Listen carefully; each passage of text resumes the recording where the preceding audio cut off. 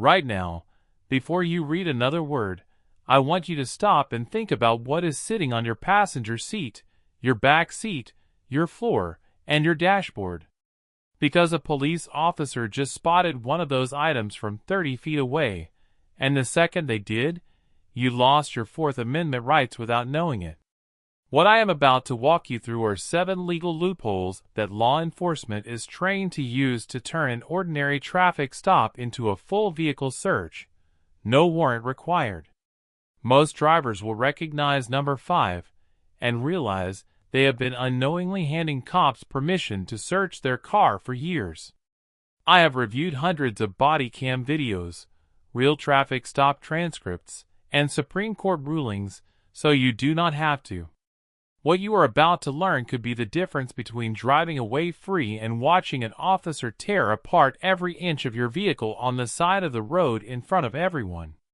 Hit subscribe right now, because every single week I break down the laws that affect your daily life in plain language. No law school required. Stay with me, because loophole number 5 is the one that will genuinely shock you.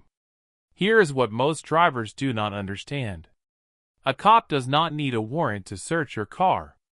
What they need is one of these 7 legal justifications. And they are trained to find them fast. From the moment they pull you over, they are scanning your vehicle, your behavior, your responses, and everything visible through your windows. They are not just checking your license and registration. They are building a case. And if they find any of the 7 things on this list, that case opens the door to a full search. The frustrating part is that none of these items need to be illegal on their own. Some of them are perfectly legal. But they become a loophole the moment they are in view. Loophole number 1 is the plain view doctrine applied to open containers. This one sounds simple, but the way officers apply it is much broader than most people realize. An empty beer can on your floor. A half-drunk bottle of wine wedged between the seat and the door. A cup from a drive-thru that an officer decides looks like it might contain alcohol. Every single one of those gives an officer what is legally called probable cause to investigate further. Once they claim they see or smell alcohol, the stop expands. They can initiate a DUI investigation, request field sobriety tests, and conduct a full search of your vehicle in many states, all from a single cup. The plain view doctrine comes from Harris v. United States, a 1968 Supreme Court ruling that established if an officer can see something from a lawful position outside your vehicle that reasonably suggests criminal activity, they do not need a warrant to act on it. That one case has been used in traffic stops millions of times since. The wrong move is explaining yourself. The driver who says, "Oh, that's just an old cup. It's been there for days," has now confirmed the item exists, shown they are aware of it, and opened a conversation about alcohol with a police officer during a traffic stop. The right move is not having anything in view at all. Before you drive, check your seats, your floor, your console, and remove every bottle, cup, and can. Defense attorneys give this same advice to clients before court hearings. Remove the ammunition. Do not hand them a reason to look further. Loophole number 2 is drug paraphernalia in plain sight. This category is wider than almost anyone expects. Rolling papers, a small pipe, a grinder with herb residue, a small plastic bag with any kind of white powder residue that you might think looks clean. If any of those are visible inside your car during a stop, the officer now has legal justification to claim they suspect narcotics activity. Once that suspicion is documented, they can invoke what is called exigent circumstances, meaning the evidence might disappear if they do not act immediately. That gives them the right to search your vehicle right then and there. Here is the part that most people do not know. They can search your entire car based on spotting paraphernalia, find absolutely nothing, and the search was still completely legal. You spent an hour on the side of the road while they went through everything you own, and there is nothing you can do about it afterward because the search was lawful the moment that item was in view. The Illinois v. Cabal Supreme Court decision in 2005 confirmed that officers can expand a stop when there is observable evidence suggesting criminal activity. Keeping items completely out of plain view is your strongest protection. If an officer ever asks about any item in your car, the exact words you use matter. You say calmly and clearly, "Officer, I do not consent to any searches." Nothing else. No explanation. No context. No telling them what the item is or is not. Just those 8 words. Memorize them. Loophole number 3 is a weapon in visible range. This one surprises people every time because they think being a legal gun owner protects them. It does not protect them from this. In many states, you can legally own a firearm and legally transport it in your vehicle. But if that firearm is visible from outside your car window during a traffic stop, the officer can use it to justify what is called a Terry stop weapons frisk, which frequently escalates into a full vehicle search under the reasoning of officer safety. They are not wrong to be concerned. Their training kicks in immediately when they see a weapon. The stop becomes something much bigger than whatever you were originally pulled over for. Terry v. Ohio from 1968 established that officers can conduct limited searches when they have reasonable suspicion of a threat to officer safety. A visible firearm is the fastest trigger for that clause in existence. The right approach is simple. If you legally own a firearm and carry it in your vehicle, it belongs in a locked compartment, in a case, in the trunk, or stored completely out of view. If your state requires you to inform the officer of a firearm, you say it this way: "Officer, I want to let you know I have a legally owned firearm secured in my glove compartment. My hands are on the steering wheel." Calm, clear, and in complete control. Loophole number 4 is large amounts of visible cash. This one is the one that genuinely catches people off guard because cash is completely legal. There is no law against carrying money in your vehicle. But here is what law enforcement is trained to do. If an officer spots a large amount of cash, especially rubber-banded stacks or bills in a plastic bag, they can claim it is consistent with drug trafficking activity. That suspicion alone, without any other evidence, gives them probable cause to search your vehicle. And in some states, they can seize the cash itself under civil asset forfeiture laws without ever charging you with a crime. You read that correctly. They can take your money without charging you with anything. Legal experts consistently identify civil asset forfeiture as one of the most aggressive tools in law enforcement, and visible cash is one of the primary triggers for it. Billions of dollars in cash and property have been seized from people who were never convicted of any crime. The protection is straightforward.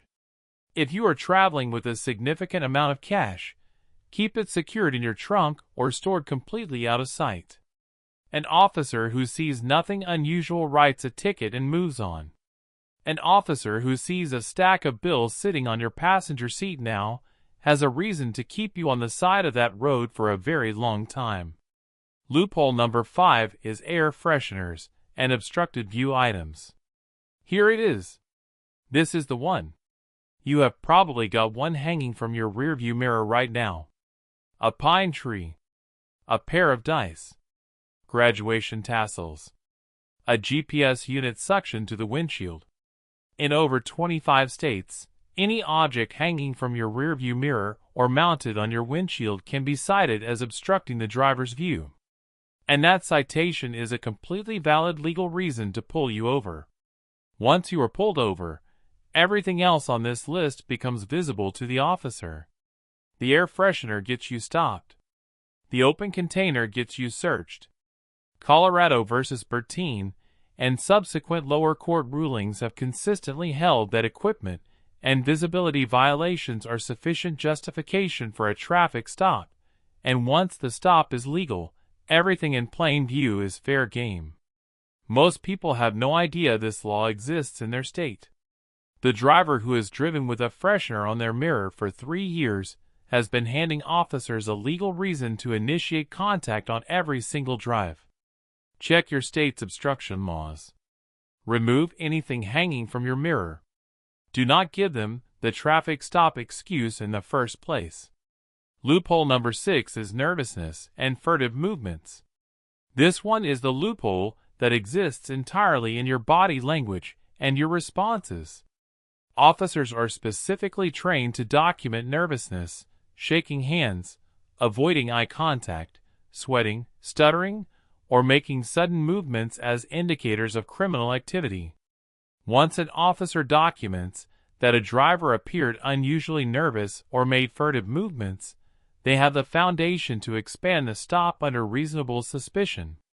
Here is why this matters so much. You do not have to be doing anything wrong to be nervous during a traffic stop. Most people are nervous.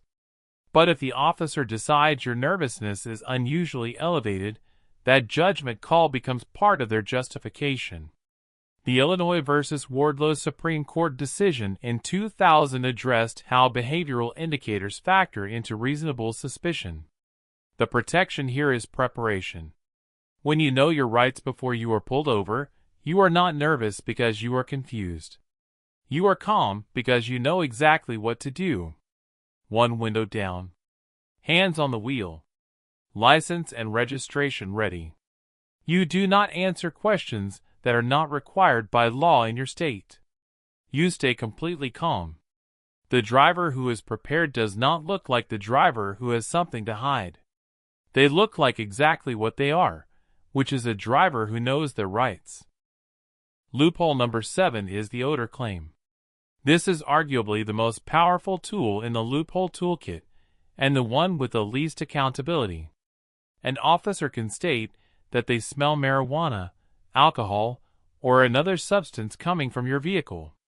That claim alone, without any visible evidence, without any confirmation from another officer, and without any way for you to dispute it in the moment, constitutes probable cause for a full vehicle search in most jurisdictions. You cannot prove you do not smell like something.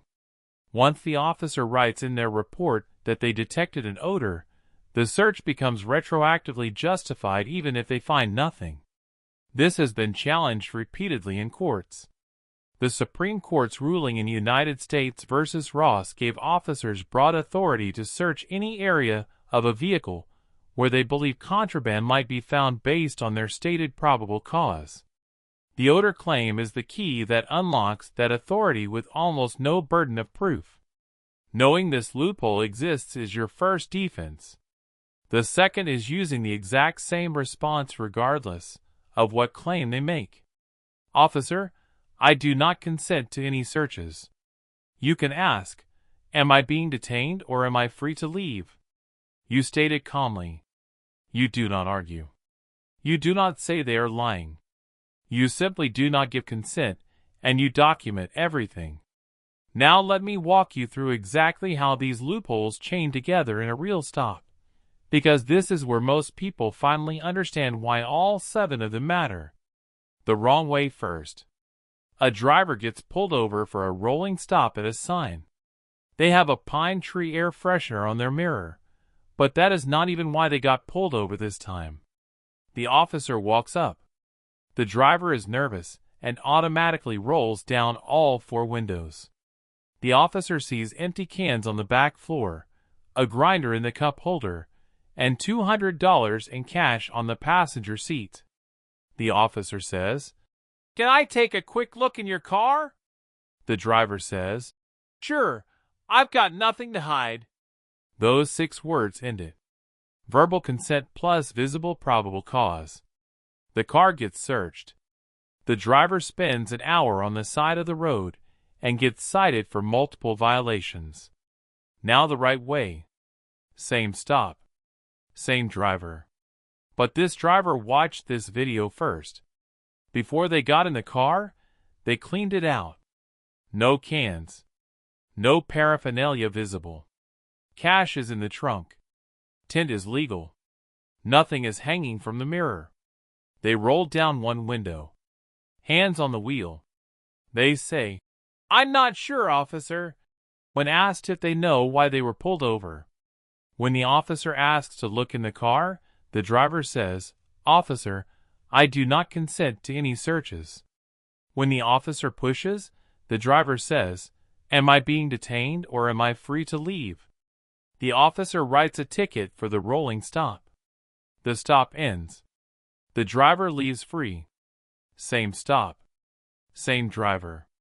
Completely different result.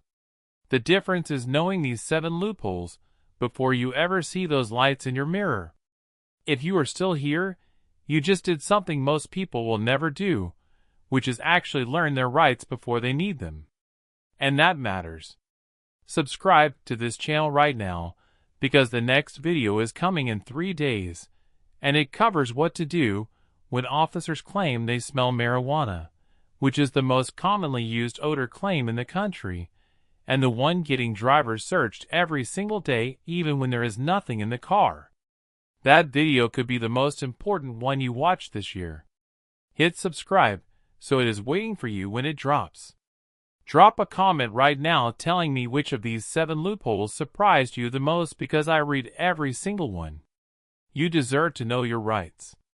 Now you do. Stay safe out there.